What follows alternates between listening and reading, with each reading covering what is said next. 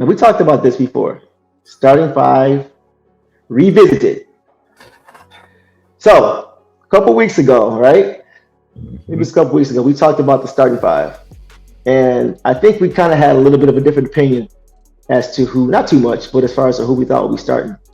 I went, and you can correct me if I'm wrong, I went with K, Ivy, Ausar, Stu, and Duran to start the season. And I think you went with, who did you go with? You tell me who you went with. K, Ivy, Bojan, Stu, and Duran. Bojan, Stu, and Duran. Okay. So 3 weeks later, how are we feeling? And let us know how y'all feeling. Who do you think should start? I'm old school. You know what I'm saying? You got to earn it. I'm not ready to say Ausar is going to start getting that starting lineup right now. I think he's going to have to earn it. He's going to have to show and earn his spot to get in that starting spot. Like, we just haven't seen him play enough basketball. Like, training camp is one thing, but I don't think it's going to catapult you to a starting position unless you just unbearably like this dude is like just LeBron-esque. You know what I'm saying? Whoa. Hey, it's just what just happened? It's just an example.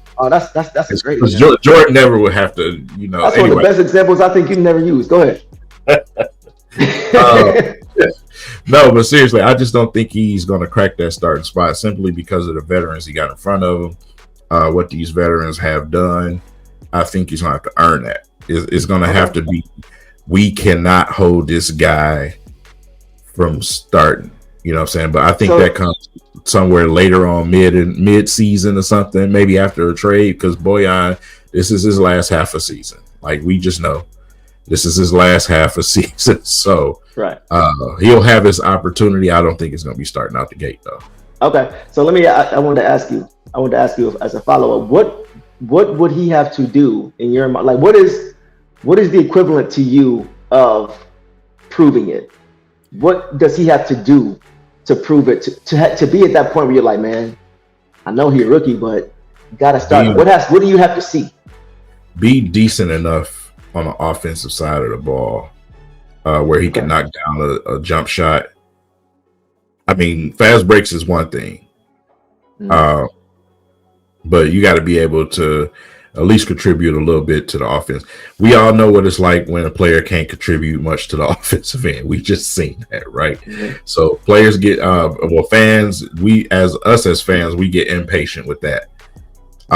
With him in the lineup, he brings a certain type of thing to the lineup. And I don't think shooting is going to be one of them. I think he'd become a solid shooter later on down the line in his career. I don't think he's ever going to be an excellent shooter. Just based off what I've seen from mechanics and everything else, I just don't believe that. That's just me personally. So I think he's going to have to show, hey, while I'm on the floor, I can create some offense out here too. We know what you're going to give us defensively already. We know that. We know what you give us in the running, the run game, fast break game. We know what we're going to get. That other element is what I think would catapult him in front of someone.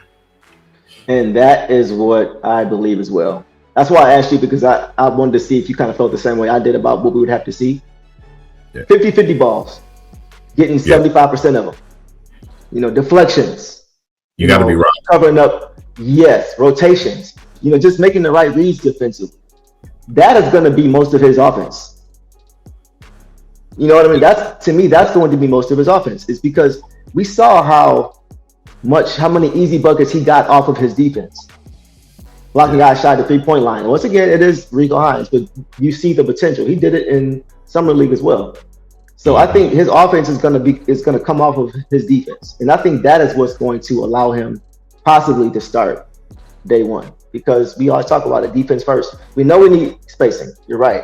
Right. And unfortunately, the only guy on this team now who brings both at that spot is Livers, right? Defense and offense, the shooting and defense.